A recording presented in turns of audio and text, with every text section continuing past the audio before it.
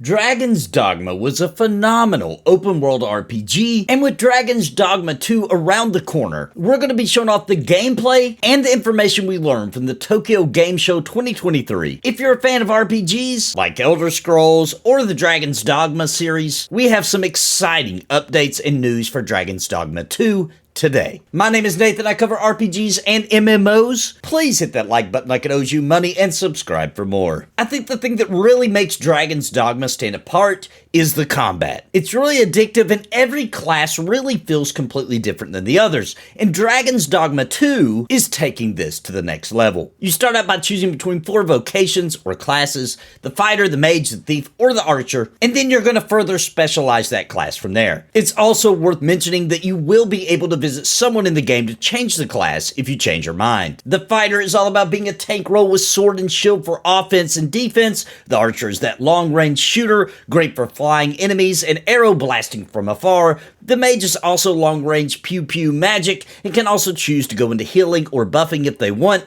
And the thief is all about dual-wield daggers and slipping behind the enemy for some savage attacks. Now with the advanced vocations as you play the game, you'll be able to further customize and create different classes out of the 4 starter ones, adding magic or specializing in different forms of combat to really make the class that you want. Capcom mentioned that Dragon's Dogma 2's combat will also use environmental things to further combat things you might have seen in Baldur's Gate 3. Stuff like, example given was exploding barrels to blast a pile of rocks or wall to send the rubble crashing down on your enemy, and stuff like that. And it sounds like the basics of how combat works is, it's very similar to the original Dragon's Dogma. You're going to have a weak attack, a heavy attack, a block if you're a fighter type. Certain classes get a roll out of the way, like the thief, and then you'll have an option to open up a series of skills ready for you to use, or spells if you're a mage type. Your adventure in Dragon's Dogma will take you across 2 distinct locations: the lush and beautiful Vermund, the land of the humans, and the rugged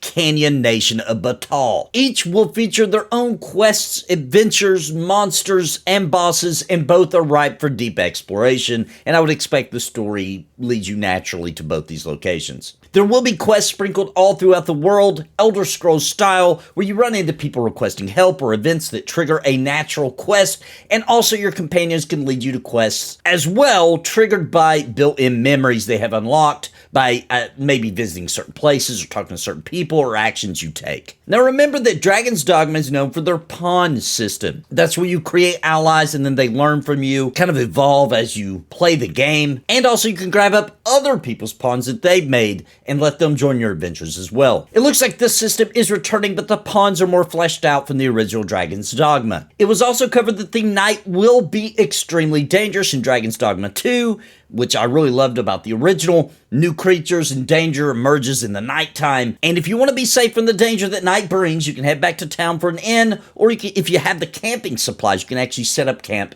out in the wild to recover. Now, Dragon's Dogma 2 had a hands-on demo for people at the Tokyo Game Show, and let's talk about what the gameplay is like. It seems that those that played agreed that the bold, open-world RPG that Dragon's Dogma is back, and the action of climbing up on huge giant boss monsters for a crit hit in the back of their head is all in full display now with gorgeous graphics and smoother gameplay. As a matter of fact, the gameplay from the first Dragon's Dogma has been doubled down on, making everything shine. It is said that melee combat feels better and the hits have that impact kind of feeling when you hit things that you crave, and the exploration feels more open-ended and seamless with no load times when traveling from towns out into the open world and expanse of the world, etc. Now you'll be slaying all kinds of fantasy creatures, from goblins, saurians, bandits, griffins, cyclops, harpies, and more. The quests feel natural and rewarding, leading you to new areas and with interesting small stories within the overall arching main story that fit and make the world feel more alive. Also, the interaction with your companions or pawns has been fleshed out, and them offering new ways to assist you naturally. An example given was like kneeling down and helping push you up on platforms that are too high for you to get to. And now, let's talk about the general impression of those that played Dragon's Dogma 2 for the first time at the Tokyo Game Show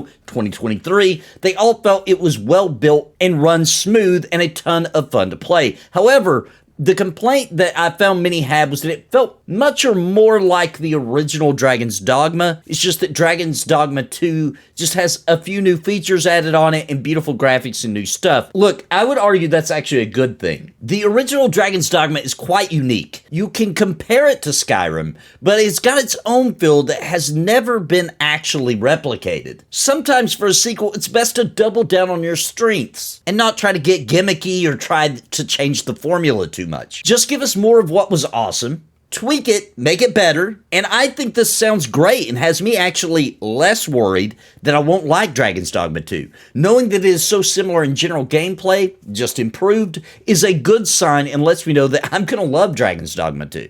And actually makes me even more excited. So with a great first impression showing off a Dragon's Dogma 2 at the Tokyo Game Show, I am more excited than ever to have grand adventures in the open world of Dragon's Dogma 2. And I'm even more excited for the future of this series. Capcom has really been kind of showing up and showing out lately, and I hope they do more digging into their catalog of IPs for more sequels. A new Breath of Fire would completely rock my world, for example. What do you think, though, of what I've said and what you've seen for Dragon's Dogma 2? Let me know in the comments down below, or tell me what you liked or disliked about the original Dragon's Dogma, or your hopes for this sequel. I know I'm going to be diving into Dragon's Dogma 2 for sure. I'm going to be streaming. I'm going to be playing it. I can't wait for this release. It is coming out for the Xbox Series X, the Xbox Series S, the PlayStation 5, and PC via Steam. So it's going to be available on all the platforms that can handle next-gen things. I think it looks really smooth. I think it looks great. I'm super excited. I love the gameplay from Dragon's Dogma. I was really hoping back in the day that Dragon's Dogma would actually open up